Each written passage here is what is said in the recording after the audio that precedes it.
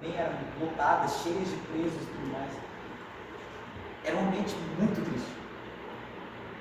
E o engraçado é que praticamente a carta de Filipenses é conhecida como a carta da alegria.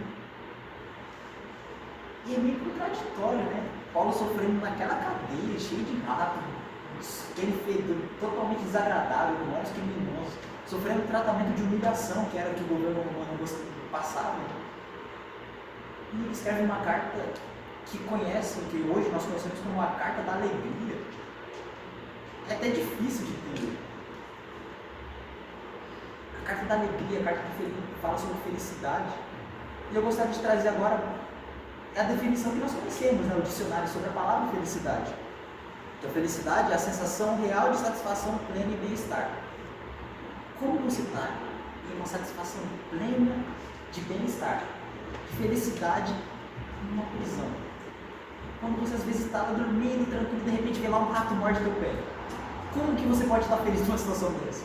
Com aquele cheiro desagradável, às vezes presos começavam a brigar e tudo mais. E como você está feliz numa situação dessa? E aqui vem outra coisa. Quem aqui já ouviu aquela frase? Eu só vou ser feliz quando eu conquistar tal coisa. Nunca alguém já ouviu? Ah, eu estou triste agora, mas se eu ganhasse na Mega Sena da virada, nossa, aí eu ia estar feliz. Eu concordo. Quem acha? Nossa, quando eu tiver um computador dos sonhos, nossa, um carro novo, já pensou? Aí eu vou ser feliz de verdade. Todo mundo pensaria assim. Que a felicidade está condicionada a uma coisa que pode acontecer na nossa vida, uma coisa inesperada, uma coisa que a gente sempre espera às vezes, uma coisa que acontece do nada, uma coisa que a gente quer muito que aconteça e acontece. Essa felicidade muitas vezes para as pessoas do mundo está ligada no momento de alguma conquista, alguma coisa. E é muito interessante porque também acontece uma coisa muito engraçada, que as pessoas olham assim, nossa, minha vida está acontecendo isso aqui na minha vida. Mas se isso não tivesse acontecido, eu seria feliz. Todo mundo também acha que já ouviu alguma coisa assim. Nossa, mas eu estou com uma dor no joelho, nossa, que dor. Se eu não tivesse com essa dor, eu estaria feliz, estaria alegre. Aí às vezes a pessoa vai lá, está andando tranquilo na rua, do nada tropeça, cai no chão. Aí todo mundo começa a dar risada, e nossa, que tristeza, se isso não tivesse acontecido. Ou às vezes ela acabou de comprar um sorvete, está feliz ali tomando sorvete, de repente ele derrete e cai. Mas que tristeza. Se não tivesse caído, eu estaria feliz tomando um sorvete desse calor.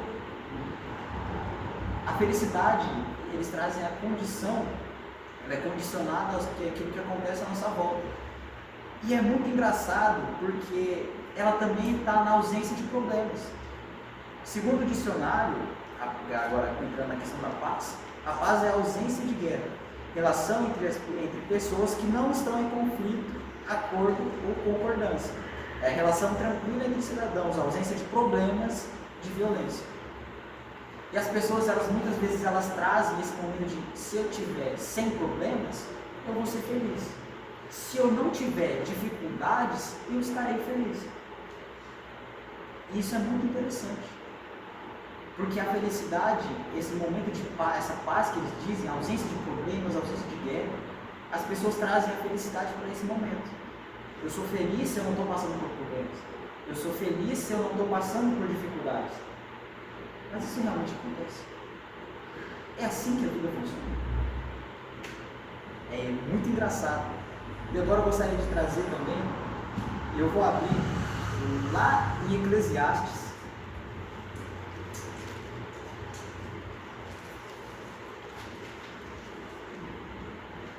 no capítulo 2, Eclesiastes capítulo 2, e aqui, né, como sabemos, Eclesiastes foi escrito por Salomão, e Salomão ele é foi o homem mais rico, mais sábio de todos os tempos. Ele era o rei de Israel há muito tempo atrás, e ele tinha tudo que o ser humano pode sonhar em querer. Ele era rei, ele tinha muito ouro, ele tinha várias nações que mandavam nele, ele tinha tudo que o homem gostaria de sonhar. E aqui em Eclesiastes 2, eu lerei dos versos de 1 ao 26, vai ser bastante coisa, mas eu vou ler pausadamente. E pontuando alguns pedaços. Vamos ver o que agora Salomão diz sobre a sua própria condição. O título desse capítulo, né, o título que está na minha Bíblia é A Vaidade das Possessões. E olha só que interessante. Disse comigo: vamos, eu te provarei com a alegria. Goza, pois, a felicidade, mas também isso era vaidade. Do riso, disse, é loucura, e da alegria de que serve. Resolvi, no meu coração, dar-me ao vinho, regendo-me, contudo, pela sabedoria, e entregar-me à loucura, até ver o que melhor seria que fizessem os filhos dos homens debaixo do céu. Durante os poucos dias da sua vida, empreendi grandes obras, edifiquei para mim casas, plantei para mim vinhas, fiz jardins e pomares para mim, e nestes plantei árvores frutíferas de toda espécie. Fiz para mim açudes para regar eles, o bosque em que reverdeciam as árvores. Comprei servos e servas, e tive servos nascidos em casa. Também possuí bois e ovelhas, mais do que possuíram todos os que antes de mim viveram em Jerusalém. Amontoei também para mim prata e ouro, tesouros de reis e de províncias. Provei-me de cantores e cantoras, e das delícias dos filhos dos homens, mulheres e mulheres. Engrandeci-me e sobrepujei a todos que vieram antes de mim. Em Jerusalém, perseverou também comigo a minha sabedoria. Tudo quanto desejaram meus olhos não me escondei, nem privei o coração de alegria alguma, pois eu me alegrava com todas as minhas fadigas, e isso era a recompensa de todas elas. Considerei todas as obras que fizeram as minhas mãos, como também o trabalho que eu com fadiga havia feito, e eis que tudo era vaidade, e correr atrás do vento. Nenhum proveito havia debaixo do sol. Essa passagem eu acho fantástica. Salomão ali, o homem mais poderoso do mundo naquela época, o homem mais rico do mundo, o homem mais famoso, ele tinha tudo que o ser humano pode desejar, tanto nos dias daquele tempo, quanto nos dias de hoje. E mesmo assim, no final desse versículo, ele diz que nenhum proveito havia debaixo do sol. Era tudo como correr atrás do vento. Ele construiu grandes obras, grandes pomares, grandes vinhedos, ele fez muitas coisas gigantescas. Ele tinha toda a fama que alguém poderia ter, todo o dinheiro que alguém poderia ter. E no final ele disse que nada disso fazia sentido. Porque a felicidade, como ele mesmo diz, ela não está nesse momento, não está naquilo que o ser humano pode ter. A felicidade não está ali. Não está na riqueza, não está em prazeres, não está em bebidas, não está em mulheres, não está em nenhuma dessas coisas. E Salomão, um homem que viveu tudo isso na pele, que trouxe tudo isso, que fez tudo isso, estava reconhecendo isso, também sendo o homem mais sábio de todos. Ele aqui nesse ponto ele traz justamente isso, ele lista todas as coisas que ele fez, que ele conquistou, que ele tinha, e que nada disso fazia sentido. Nada disso, por mais que ele se alegrasse naqueles momentos, nada disso era felicidade. Ali, né, agora, passando para os próximos versículos, o versículo 12 diz: então passei a considerar a sabedoria e a loucura e a estultícia. Que fará o homem que seguir alguém, o mesmo que outros já fizeram? Então vi que a sabedoria é mais proveitosa do que a estultícia. Quanto a luz, traz mais proveito do que as trevas. Os olhos do sábio estão na sua cabeça, mas o estulto anda em trevas. Contudo, entendi que o mesmo lhe sucede a ambos. Pelo que disse eu comigo, como acontece ao estulto, assim me sucede a mim. Porque, pois, busquei eu mais a sabedoria? Então disse a mim mesmo que também isso era vaidade. Pois tanto do sábio como do estulto, a memória não durará para sempre. Pois passados alguns dias, tudo cai no esquecimento. Morre o sábio, e da mesma sorte o estulto, pelo que aborreci a vida, pois me foi penosa a obra que se faz debaixo do sol. Sim, tudo é vaidade correr atrás do vento. Aqui ele basicamente está dizendo a mesma coisa que acontece com o burro, acontece com o inteligente. Os mesmos sofrimentos que acontecem com alguém que não tem a capacidade de perceber as coisas, acontece também com aquele que é capaz. E ele também traz que correr como atrás do vento é tudo vaidade, que a busca pela inteligência, a busca pelo conhecimento, a busca por essas coisas também não tem felicidade nisso. Também não, o sentido não está ali. E não está nas posses, não está no dinheiro, não está na riqueza, também não está na busca pelo conhecimento, não está na busca pela sabedoria. Por mais que seja muito proveitoso, ele diz, é melhor você ser sábio. Mas a felicidade também não está ali.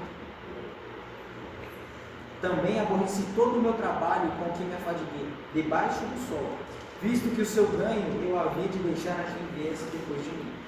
E quem pode dizer se será sábio ou estúpido? Contudo, ele terá domínio sobre todo o ganho das minhas fadigas e sabedoria debaixo do sol.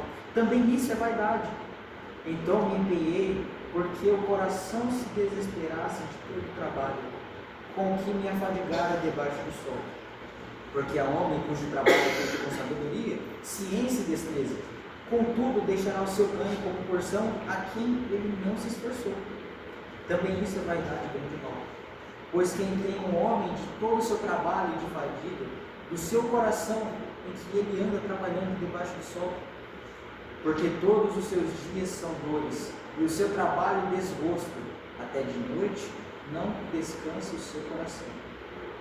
Também isso é vaidade. Nada há melhor para o homem do que comer, beber e fazer a sua alma goze no bem do seu trabalho. No entanto, vi também que isso vem da mão de Deus. Pois separado deste, quem pode comer ou quem pode alegrar-se? Porque Deus dá sabedoria, conhecimento e prazer ao homem que lhe agrada, mas ao pecador dá trabalho, para que ele ajunte e amonte a fim de dar àquele que agrada a Deus. Também isso é vaidade que me atrasou. É outro ponto muito interessante. A felicidade está no trabalho. Não está no quanto você se esforça para conquistar alguma coisa. Porque no fim do dia, tudo que você tanto trabalha, tanto você tenta realizar, tudo que você faz, a sua conquista não fica só com você. Você trabalha para conseguir algo, mas muito desse algo que você consegue vai na mão de outro. Muito daquilo que você busca, daquilo que você tenta fazer com o seu próprio esforço, às vezes pode simplesmente, de um dia para outro, terminar acabar. Como, por exemplo, creio que os irmãos tenham acompanhado as notícias em algum momento, tanto do ano passado quanto desse, e ficaram sabendo dos tornados que vem acontecendo ali na região do Paraná e tudo mais. Imagina alguém que acabou de construir a sua casa, estava lá construindo, trabalhou meses e meses, juntou muito dinheiro, trabalhando, correndo, trabalhando. Quando finalmente a casa está pronta, passa o tornado e leva tudo embora. Todo o trabalho, todo o seu esforço, tudo aquilo que ele fez, de repente, se foi. Porque a felicidade também não está ali. Você fica alegre por ter conseguido aquilo, mas passa 2 anos, 3 anos, depois que você construiu. O que é a felicidade? Cadê? Eu lembro muito, creio que alguns irmãos também conhecem, um jogador chamado Adriano Imperador. Ele jogava na Itália há muitos anos atrás, foi um grande jogador. Jogou também na seleção brasileira, jogou em vários lugares. E ele era muito bom, era um jogador fantástico. Muito forte, muito potente, tinha um chute excelente. E ele ganhava, se eu não me engano, 10 milhões de euros por ano. Era muito dinheiro.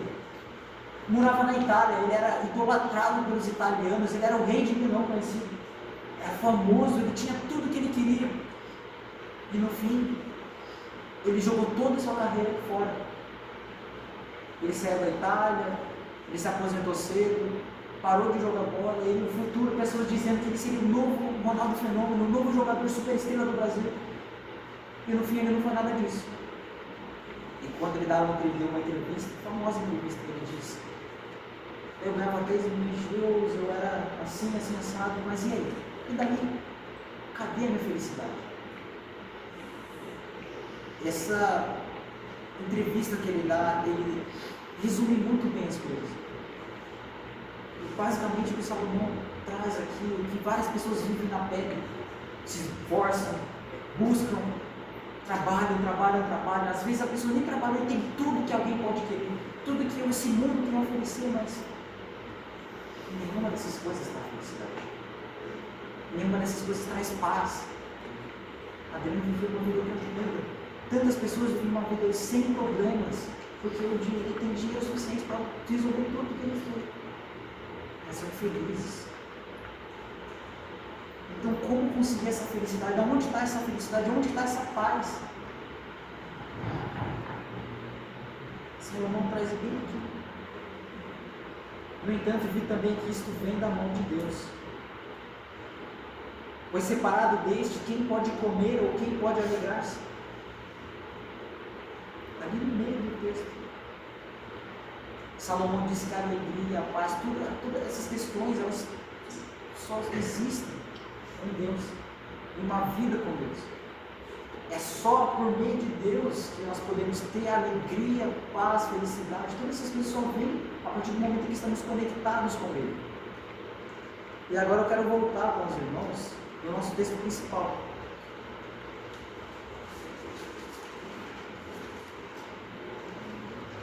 Filipenses no capítulo 2.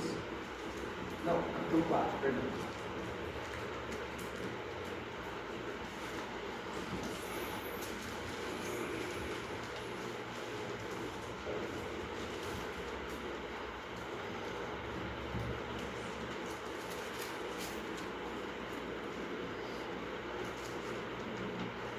Filipenses capítulo 4, versículo 1 diz assim: Portanto, meus irmãos, amados e muito saudosos, minha alegria e coroa, sim, amados, permanecei deste modo firmes no Senhor. Minha alegria e coroa. Essas duas palavrinhas eu achei muito interessante. Ele está falando basicamente que ele se alegra muito com os irmãos da igreja de Filipenses. Ele se alegra muito porque é uma igreja boa, uma igreja que cresce, é uma igreja que segue os caminhos do Senhor. E é muito interessante, porque vocês lembram aonde Paulo estava quando ele escreveu isso? Ele estava na cadeia, onde rato mordia, onde tinha um fedor insuportável. Ele estava com o acorrentado, com correntes em suas mãos, preso ali numa única posição, há dias ali, e ele estava falando bastante para os irmãos: eu estou feliz, eu sou feliz por causa da igreja de vocês. Feliz da cadeia! Olha que absurdo! Que sentido faz? Ele está falando que ele está feliz. Permanecei deste modo firmes no Senhor. Rogo a Evódia e rogo a Sinti que pensem concordemente no Senhor. Que elas tenham, traz essas duas irmãs, né? Eu estava indo estudar e disse que possivelmente elas estavam brigadas, essas duas irmãs que eu tinha citado. Elas estavam brigadas, estavam com problemas ali, isso abalou muito a igreja. Ele trouxe: pense no Senhor, estejam com seus pensamentos voltados a Ele. E a ti, fiel companheiro de jogo, também peço que as auxilies, pois juntas se esforçam comigo no Evangelho, também com Clemente e com os demais cooperadores meus, cujos nomes se encontram no livro da vida. Esse a ti, nós não temos um nome, não sabemos quem é, mas ele está falando para essa pessoa ajudar os outros irmãos.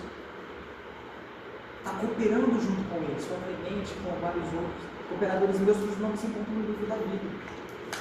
Irmãos em Cristo, pessoas que realmente andam, que têm Cristo em seus corações e que buscam fazer o melhor por Ele. Andar junto com essas pessoas. Alegrai-vos sempre no Senhor. Outra vez digo, alegrai-vos. Como eu disse antes, esses irmãos todos tinham brigado e a igreja estava abalada por causa disso. Então Paulo disse: estejam juntos. Todos vocês têm Cristo, então andem juntos. Pensando em Cristo, esses problemas são resolvidos. Haverá paz. Quando Cristo é o centro. Alegrai-vos sempre no Senhor. Outra vez digo, alegrai-vos. Por mais que seja um momento de conflito, um momento com problemas, eles estejam alegres nesse momento. Seja a vossa moderação conhecida de todos os homens. Perto está o Senhor. Porque através desse conhecimento, está acontecendo um problema, mas é facilmente resolvido. Aqueles que às vezes saíram no braço ali, brigaram, saíram no tal, mas de repente estão abraçando, estão conversando, está tudo em paz com eles, e eles se tornam irmãos de novo, estão comendo churrasco juntos. Imagina alguém de fora tentar entender isso. É um testemunho positivo, mas eles não estavam brigados, eles não saíram, o outro não perdeu o dente. Por que eles estão felizes ali? Por que eles estão comendo juntos? Por que eles estão dando risada? Por que eles estão... Que sentido isso faz? Serve como testemunho. Aqui Paulo diz que sejam conhecidos todos os homens as coisas boas. Não andeis ansiosos de coisa alguma. Em tudo, porém, sejam conhecidas diante de Deus as vossas petições, pela oração e pela súplica e proclamação de graças. Esse outro pedaço é fantástico. não andeis ansiosos.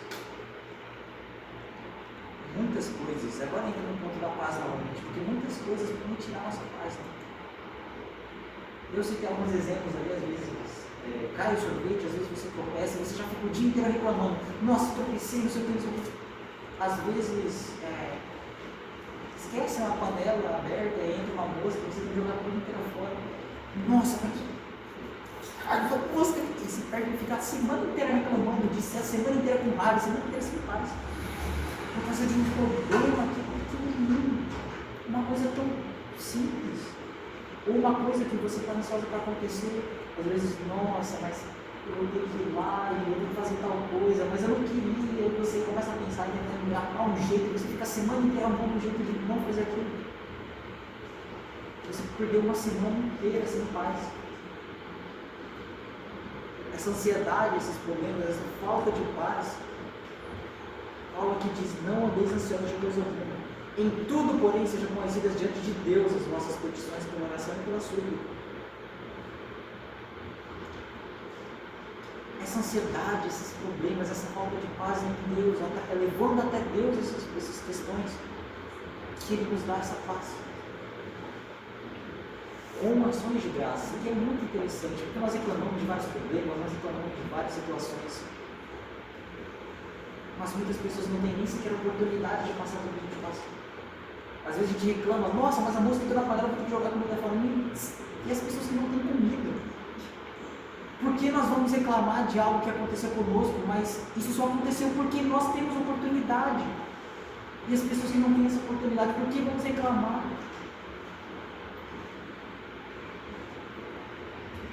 Temos que ser gratos porque mesmo através dessas situações problemáticas, nós temos oportunidade de influenciá-las. E é assim que também conseguimos paz. E a paz de Deus, que excede todo entendimento, guardará o nosso coração e a nossa mente em Cristo Jesus. Paulo na prisão, estava alegre, estava feliz. Num dos piores lugares possíveis naquele tempo, ele estava alegre, feliz, mandando escrevendo uma carta e enviando para os irmãos da igreja. Qual o sentido disso? Às vezes nós, dando o exemplo novamente da queda, a pessoa cai, tropeça, rala todo o joelho, fica sangrando, e às vezes está ali dando risada, feliz, está conversando, está fazendo piadas junto com a moça da enfermeira, depois está no médico. E aí o pessoal de fora passa e olha, qual é o sentido disso? Acabou de cair, está toda machucada, por que ela está dando risada? Ela excede o entendimento. Não faz sentido Paulo estar feliz, mas ele estava. Porque essa paz não é algo natural dos homens, ela vem de Deus. E a partir do relacionamento que temos com Ele que nós temos essa paz. Uma gratidão pelas coisas que Deus faz em nossas vidas. Pela felicidade mediante aquilo que acontece, porque Ele nos proporciona essa felicidade. Eu estava conversando com um amigo meu esses dias, um grande amigo meu, gosto demais dessa pessoa. Nós estávamos conversando ali, ele estava contando o testemunho da avó dele. Ele disse que ela estava doente e tudo mais, ela estava internada no hospital, e o pastor foi visitá-la. E quando ele foi visitá-la, ele estava falando novamente de Cristo para ela e tudo mais, e aí ela entendeu e disseram que a alegria dela contagiou todo mundo no hospital. Esse pastor chegou e disse que no velório ele chorava, e que ele tinha plena certeza de que ela tinha Cristo, de que ela morreu com a salvação, porque ela estava doente, ela estava acamada, ela estava numa situação triste. Disseram que ela chorava porque as outras pessoas tinham que fazer várias coisas por ela, ela não conseguia tomar banho sozinha, não conseguia fazer nada sozinha, mas ela estava extremamente feliz. E ele disse que toda vez que ele ia lá e ela compartilhava com ele, nossa, mas eu conheço a Cristo, eu tenho Cristo, agora eu conheço Ele, eu tenho Ele no meu coração, eu tenho. E essa alegria contagiava todo mundo ali. Que sentido faz uma pessoa no leito de morte ter uma felicidade, uma alegria tão grande? Essa paz excede todo entendimento, essa felicidade transcende qualquer coisa que pode acontecer na nossa vida. A arte de estar em paz, mesmo que qualquer coisa aconteça conosco, é algo que só Deus pode nos dar, é algo que conseguimos, que podemos ter ao lado de ao momento que Cristo Jesus está conosco e que trazemos Ele à nossa vida e que caminhamos lado a lado com Ele. A arte de estar tranquilo, de estar em paz, a arte de ser feliz em qualquer circunstância, mesmo que elas ultrapassem aquilo que o ser humano considera como possível. Portanto, eu quero concluir agora. A felicidade e a paz são coisas ligadas uma à outra. Não existe felicidade ou paz no mundo natural. Mas Jesus é aquele capaz de nos trazer uma verdadeira paz, uma felicidade que dura independente de qualquer situação, ou que faça sentido àqueles que não conhecem. A arte de estar em paz em qualquer momento, em qualquer circunstância, é algo que só pode existir quando temos Jesus conosco. Portanto, convido os irmãos a ficarem de pé, fazer uma última oração. Depois passar a palavra para o pastor.